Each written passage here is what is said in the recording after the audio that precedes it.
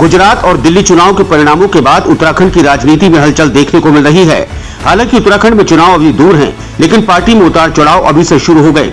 उत्तराखंड की पहचान बनी दल बदल की राजनीति में एक बार फिर कांग्रेस को बड़ा झटका लगता दिखाई दे रहा है, जहां कांग्रेस के पूर्व वफादार सिपाही माने जाने वाले जावेद चौधरी ने अपने सैकड़ों मुस्लिम कार्यकर्ता समर्थकों के साथ कांग्रेस को अलविदा कह दिया। साथ ही देश के प्रधानमंत्री और उत्तराखंड के मुख्यमंत्री की नीति से खुश होकर बीजेपी का दामन थामा। हालांकि काशीपुर के ग्रामीण क्षेत्र से बिलोंग करते हैं जावेद चौधरी, लेकिन जावेद के इस फैसले से उत्तराखंड की राजनीति में काफी हलचल देखने को मिल रही है। वहीं बीजेपी का कुनबा दिन ब दिन बढ़ रहा है। बीजेपी में शामिल हुए नवनियुक्त जावेद चौधरी का कहना है कि कांग्रेस की नीतियां अब उन्हें ठीक नहीं लगती, इसलिए उन्होंने कांग्रेस को छोड़ दिया।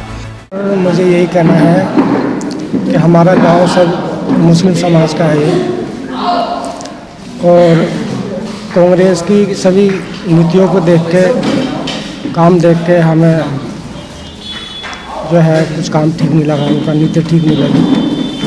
हमें मोदी जी की नीतियाँ, माननीय मोदी जी की नीतियाँ, पुष्कर सिंह धामी जी की नीतियाँ देखकर, उनके काम देखकर हम इसमें भाजपा में शामिल होना चाहते हैं। पूरे मुस्लिम समुदाय के लोग, ये हमारे गांव के लोग सभी कांग्रेस में शामिल हैं। कांग्रेस छोड़ के भारतीय जनता पार्टी में।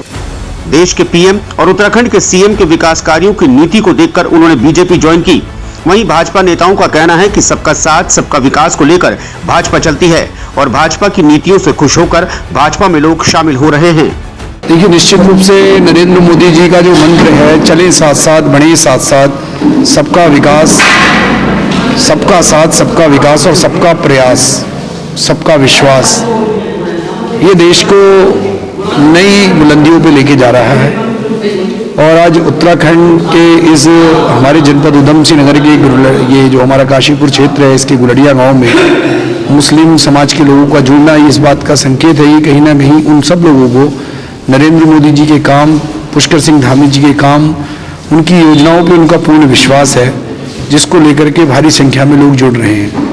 हम सब इनका स्वागत करते हैं और गुजरात के परिणाम भी यही सब कुछ बताते हैं।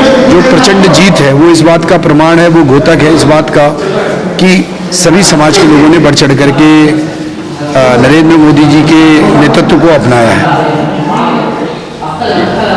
जिस तरीके से दिल्ली के रिजल्ट आए हैं और हिमाचल के रिजल्ट आए हैं, आप उसकी बात नहीं कर रहे, खाली गुजरात की बात कर रहे हैं। देखिए, निश्चित रूप से देखिए, 15 वर्षों से हम एमसीडी में हमारी सरकार थी और एंटी इनकम्बेंसी भी होती है। ऐसा भी नहीं है कि 27 वर्षों से हमारी गुजरात में सरकार है, वहाँ है, मगर वहाँ पे नेतृत्व सीधे सीधे आदरणीय प्रधानमंत्री जी का वो गृह राज्य है। और आप देखिए, बहुत कम मार्जिन है, हमारा मतदान प्रतिशत दोनों ही राज्यों में बढ़ा है, घटा नहीं है। 1% से भी कम मार्जिन है 15 सीटों पे। कहाँ पर? जहां हम रिवाज बदलना चाहते थे, हिमाचल प्रदेश में।